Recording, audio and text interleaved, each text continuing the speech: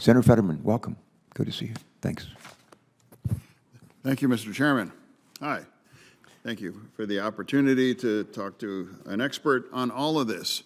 And I'm in Pennsylvania, and some people across the nation really doesn't know what a brownfield is. And a brownfield, would you like to give an exact definition? Yes, these brownfields are sites that have been contaminated, that are qualified for programs where we can clean these brownfields up, whether they're abandoned warehouses or gas stations that typically are blights in our communities, and we can turn them into economic engines. Yeah, absolutely, absolutely. And sometimes they can be smaller that you're referencing, or they can be really large. They can be, you know, a couple hundred acres and everything. And I'm in Western Pennsylvania, and I literally live and I'm surrounded by brownfields.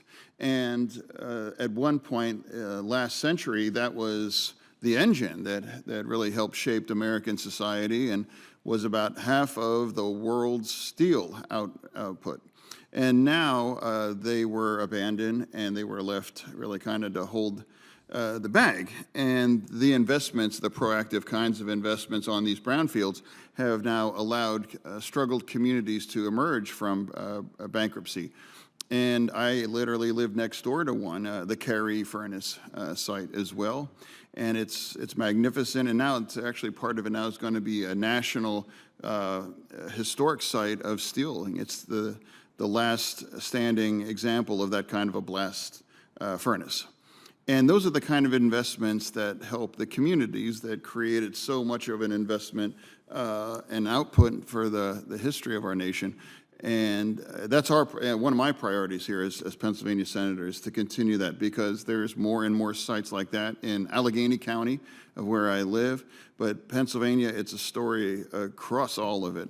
And you know, you run a very large agency, and I'm not going to throw a lot at you. I just hope the one thing to take away from that is just how critical brownfield funding for Pennsylvania absolutely is. It is a lifeline for communities like Duquesne, like Braddock, like Rankin, like Swissvale, like West Homestead, Munhall, all these. And now, without those kind of investments, those fallow sites would not have had anything done for 30, 40, 50 years. Yeah. And it has really created an amazing impact on that. So if you have 5 minutes, that's an opportunity to talk to an expert like yourself. That really means everything. And it's almost kind of somewhat related to my colleague from Alaska, that it's land that has a lot of great valuable, but it needs a lot of remediation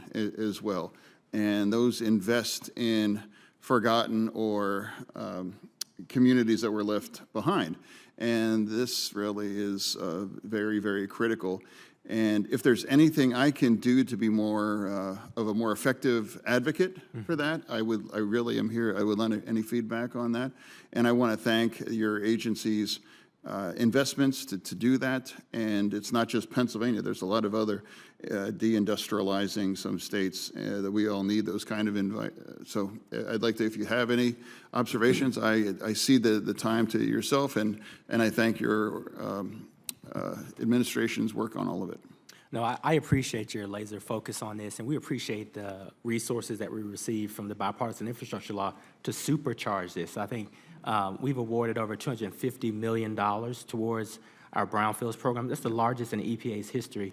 And, you know, just a great example is in Pittsburgh, we work with the state, vacant property, 2 gas stations that we converted into affordable senior living with cafes and the like. We see this as a huge opportunity not to leave any communities behind. So we'll continue to work with their staff to be sure that we're prioritizing these investments. But there's a win-win opportunity there, as you've articulated. Yeah, and I have a little about 30 seconds left, and I would just more, and more, and thank you for those kind of investments. I just please, as a former mayor of one of those small communities, I cannot possibly express how critical those investments are to allow these communities to move forward because without those kind of help, they would continue to deteriorate and certainly not ever be able to prosper and come into a new phase. So thank you, Mr. Chairman. Thank you. Yeah. Senator Fetterman, thanks so much for joining. I think your perspective, I know my perspective as a former governor, informs me in the work that I do every day, and I'm sure your experience as a former mayor and, as, if I'm not mistaken, a lieutenant governor as well, and husband, father, all of that helps inform us for the work that we do.